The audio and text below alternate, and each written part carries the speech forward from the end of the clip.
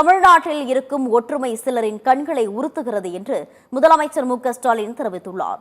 கும்பகோணத்தில் நடைபெற்ற இந்திய யூனியன் முஸ்லிம் லீக் கட்சியின் மாநாட்டில் முதலமைச்சர் மு.க.ஸ்டாலின் பங்கேற்று பேசினார். அப்போது உலமாக்களுக்கு ஓய்வூதியம் உயர்வு உள்ளிட்ட இஸ்லாமியர்களுக்கான 5 முக்கிய அறிவிப்புகளை வெளியிட்டார்.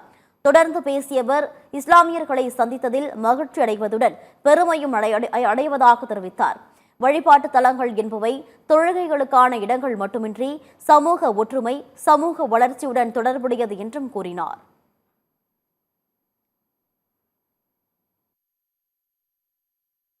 இந்த சமுதாயத்தை சார்ந்த ஏதேனும் நிகழ்ச்சிக்கு, விழாவுக்கு, மாநாட்டுக்கு என்னிடத்திலே வந்து தேதி கேட்க வருவார். நீங்கள் ஏன் இவ்வளவு தூரம் வர வேண்டும்? தொலைபேசிகளை அழைத்து உத்தரவிட்டால் நான் வந்து விடுவேனே என்று நான் சொல்வது உண்டு. இல்லை இல்லை, நான் நேரடியாக வந்து கேட்க வேண்டும் என்பதற்காகத்தான் வந்திருக்கிறேன். ஒரு 5-6 தேதியை குறிப்பிட்டு சொல்லுவார். நான் உடனே சொல்வது உண்டு, எந்த தேதி என்று சொல்லுங்கள், இந்த சாய்ஸ் எல்லாம் கொடுக்காதீங்க. நான் அவரிடத்தில் உரிமையோடு அதை உறுதி செய்து அதற்கு பிறகு இந்த நிகழ்ச்சிக்கு நான் வந்திருக்கிறேன்.